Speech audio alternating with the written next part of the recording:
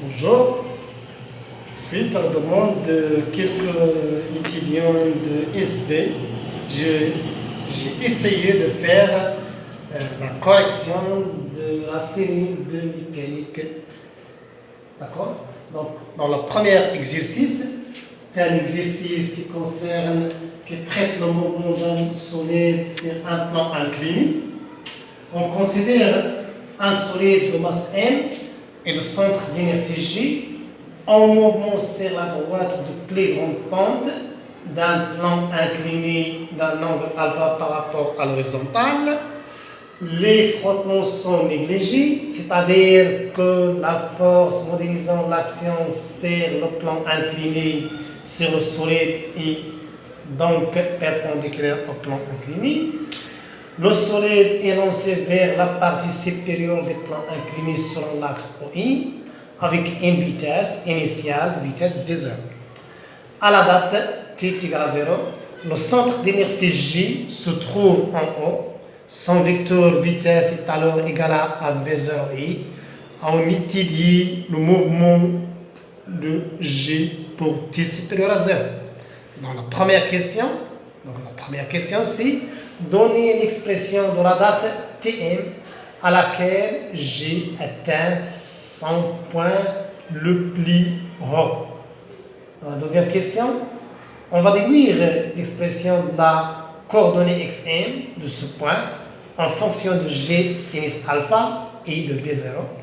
La troisième question, si l'angle alpha veut 30 degrés, ensuite atteindre un point distant de 80 cm, quelle valeur minimale faut-il donner à V0? Donc on passe à la correction de l'exercice numéro 1. Donc qu'est-ce qu'on a? On considère un solide de masse M et de centre d'inertie G, d'accord? Donc en mouvement sur la droite de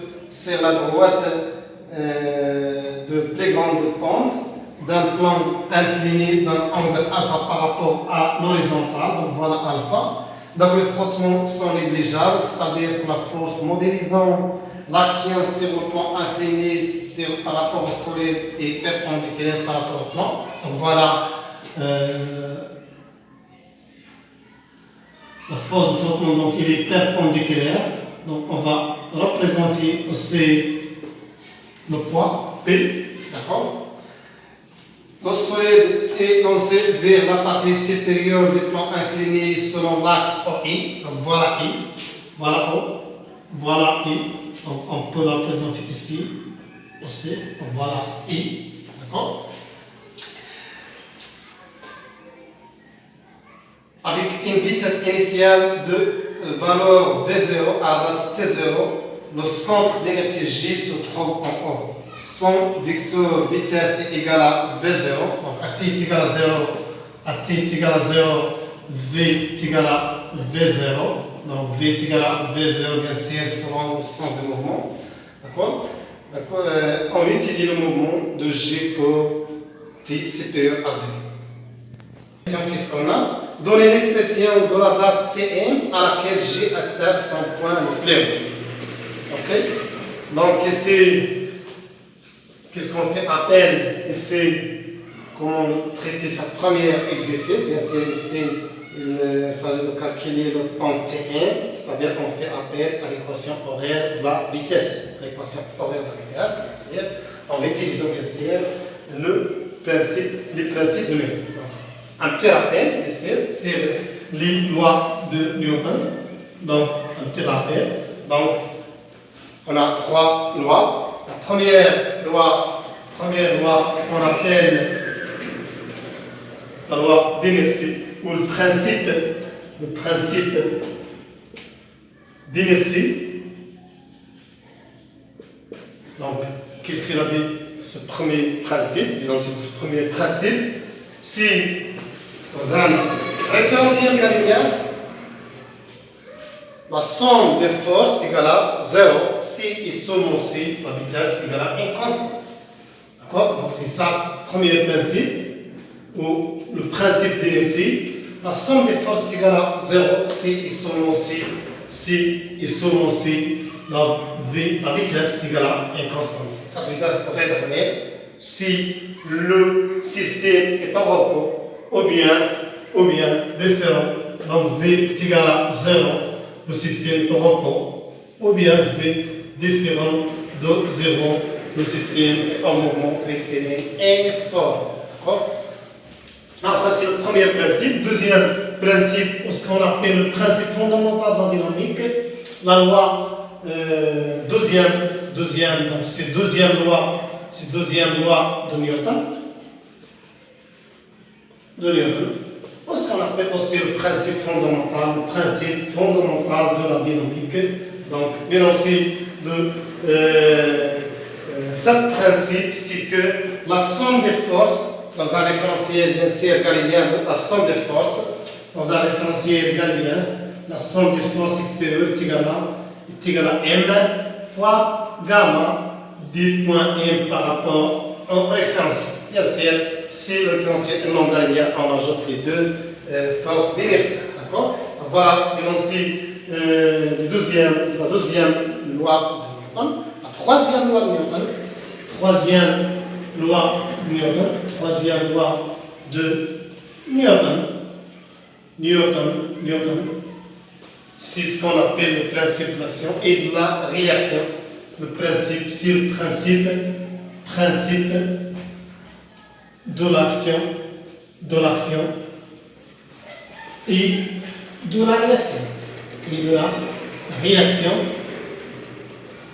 C'est le principe de l'action et de la réaction. Donc, l'énoncé de ce principe, on a deux corps A et B. Par exemple, A et B, bien sûr, A agit sur B et B aussi agit sur A. On va schématiser ici, force comme suit. Donc, c'est l'effet de B sur A et ça, c'est l'effet de A sur B. D'accord? Et l'énoncé troisième principe, la force F de A, l'effet de A sur B est égal à bien sûr la force, l'effet de B sur A avec bien sûr un sens qui est opposé. Alors, donc pour calculer Tn, c'est-à-dire l'instant où le système atteint un point le plus haut, d'accord? Donc pour les étudiants de filière SB, il est préférable de prendre ces expressions par code, lesquelles, donc il faut prendre par code l'équation horaire de la vitesse, donc l'équation horaire de la vitesse qui s'écrit V est égal à AT plus V0, et aussi l'équation horaire du moment. C'est X égal à 1 demi A, c'est la primitive bien sûr, 1 demi A T plus V0, T plus plutôt X0. D'accord? D'où viennent ces deux expressions? Bien sûr, on applique la deuxième loi de Newton. Donc la deuxième loi de Newton, la deuxième loi de Newton. Donc, si la somme des forces est égale à c'est 1 fois l'accélération. Donc, les forces appliquées sur ce système, c'est le poids et la réaction. Donc, c'est P plus R qui est égal à bien sûr M.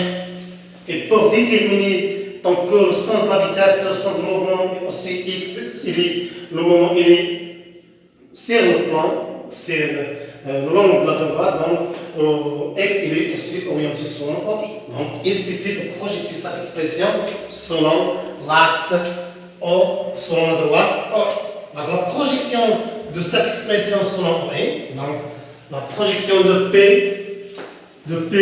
selon OI, donc voilà, c'est ça la projection de voilà Px. Donc ça c'est Px. Donc quoi est égal? Donc Px c'est quoi? C'est moins Px, c'est P, c'est moins P. Donc c'est moins P fois sinus de alpha. Donc c'est moins P, si mon P fois cosinus de cet angle, c'est n'est autre que cosinus de A. Donc c'est cosinus de P sur 2 moins alpha qui est égal à sinus de alpha. Donc c'est moins P sinus de alpha. Et la projection de R selon OM c'est égal à 0, qui est égal à M fois dV sur dt, bien sûr, selon. Voilà la projection de principe fondamental de la dynamique selon OE.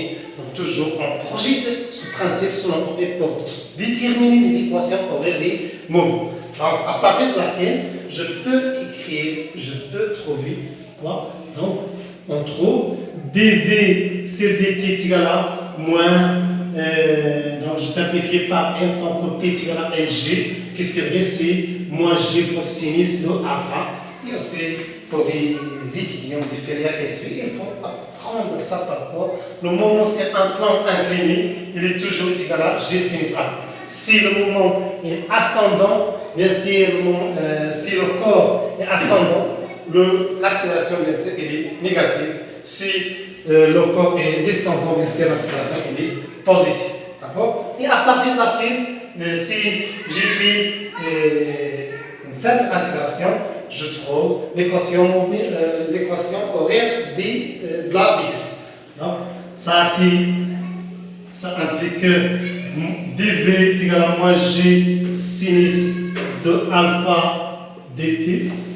Et après l'intégration, ou bien si j'ai fait la primitive de ça, donc c'est V qui est égal à moins g sinus de alpha fois t plus une constante V0. V0, plus une constante V0. Donc voilà l'équation horaire de la vitesse à partir de laquelle je peux déterminer bien sûr t à l'instant t au point le plus haut. Donc c'est ça la question. Donc Tm à laquelle j'ai atteint son point le plus haut. Donc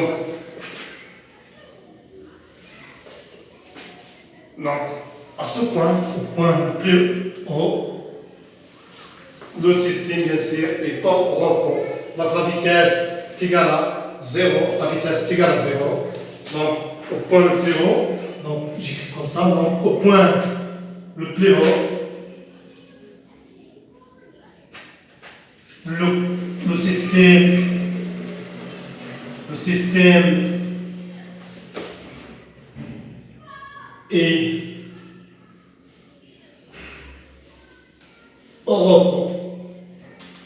Donc Vm est égal à 0, Vm est égal à 0. Donc, ce qui donne quoi? Donc Tm est égal à V0, V0 sur G sinus de A.